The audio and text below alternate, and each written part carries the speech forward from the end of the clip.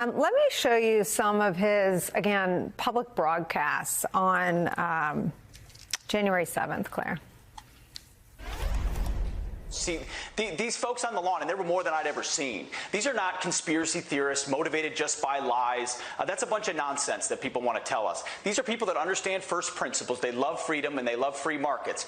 And they see exactly what the anti-American left has done to America, indoctrinating our kids, opening our borders, canceling individuals, totally censoring entire viewpoints, all the double standards that exist in our country right now.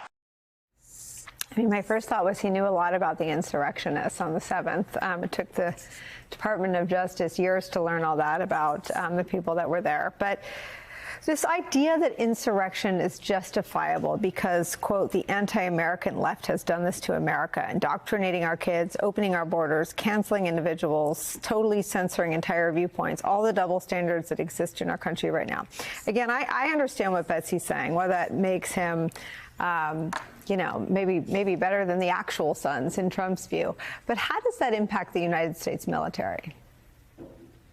Yeah, but we're at this interesting moment where we have somebody who's been elected president who, instead of trying to find people who are competent and qualified to run some of the largest and most complex organizations in the world. Keep in mind, the Department of Defense is almost $1 trillion budget, 3 million personnel around the globe, all kinds of complexities that are involved in understanding, you know, not just who's woke and who isn't woke. And by the way, taking down DEI does not make anything happen in terms of military readiness. It doesn't make any difference going forward. So what Trump has done, instead of finding really good, competent people, he's found people who will tear down these institutions, not build them up, not run them, not make them work for the American people. But he's convinced his voters that the way forward is to tear down the institutions of America that protect them, the military, law enforcement. That's what he has done. And that's what this guy says he's going to do. And by the way, I can't wait until he talks to the Israeli defense minister about women in combat. Mm-hmm. You know, there's primarily a woman battalion in the Israeli army that took on Hamas extremists in October of 2023. Mm-hmm. These women took out 100 Hamas militants in battle.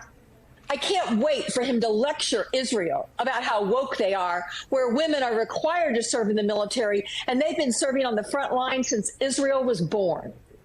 Yeah, I mean, the contradictions, you can almost hear the interview already. Well, not those women, just the woke. I mean, I want to follow up with you, Claire, on the allegations of sexual assault. This is the New York Times reporting about the memo sent to the Trump transition team. Quote, the memo said the woman who was referred to as Jane Doe was 30 at the time and was working for the organizers of a conference in California where Hegseth spoke. It said that Hegseth was with 2 women at a bar after his speech when Jane received a text from the women saying that Hegseth was getting pushy about taking them upstairs to his room.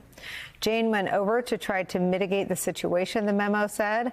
The 2 other women left, and from that moment on, the memo said, Jane did not remember anything until she was in Hegseth's hotel room, and she had only hazy memories of being there and then stumbling back to her room. The next day, she had a, quote, moment of hazy memory of being raped the night before. She went to the hospital and was tested with a rape kit, which revealed the presence of semen, the memo said. Hegseth's lawyer, Timothy Parlatore, said it was a consensual encounter and gave a very different version of events from the memo sent to the Trump team. Claire, your thoughts? Well, my first thought is the fact that he didn't reveal this to the transition team in this process. That says mountains about his judgment.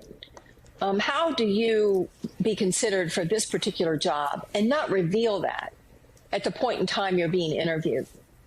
The fact that this blindsided the Trump transition team tells you all you need to know about this guy's character. Not good. That is not what you expect from someone who is leading a Defense Department where you're asking men and women to die for their country.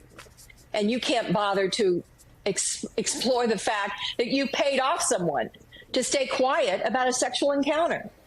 And the idea that he is now trying to trash this woman, why did he pay her if he done nothing wrong? Why did he pay her off?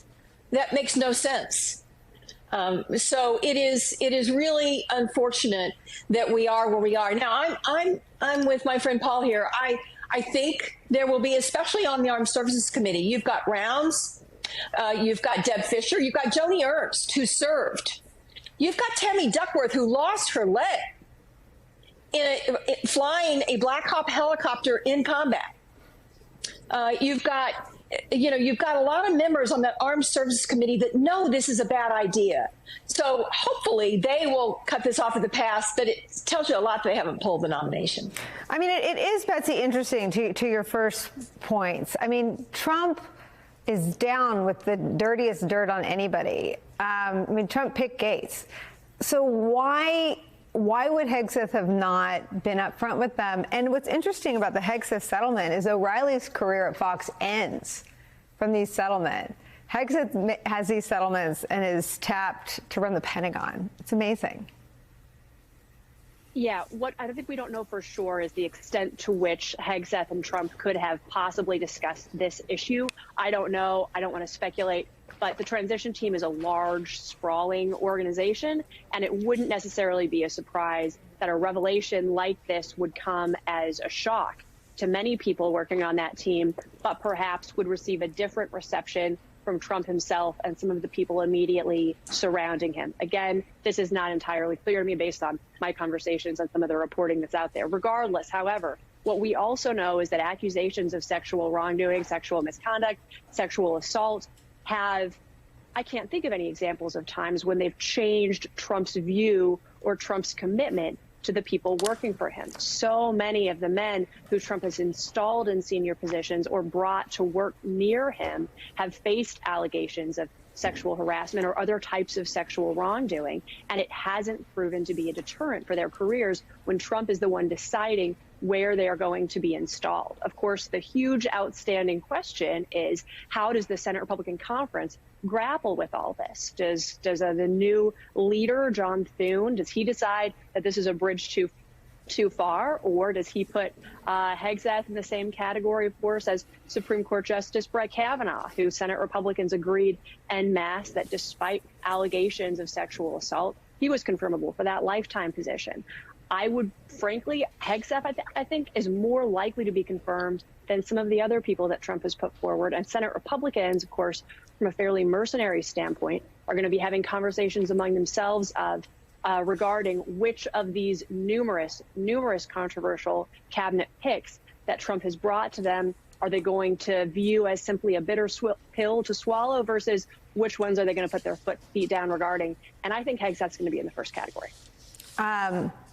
Rob Porter, I think, is the only person accused by two spouses of spousal abuse to have parted ways with the Trump White House. Betsy, on your point about no men, right? Can you think of anybody else? Not off the top of my head. Betsy,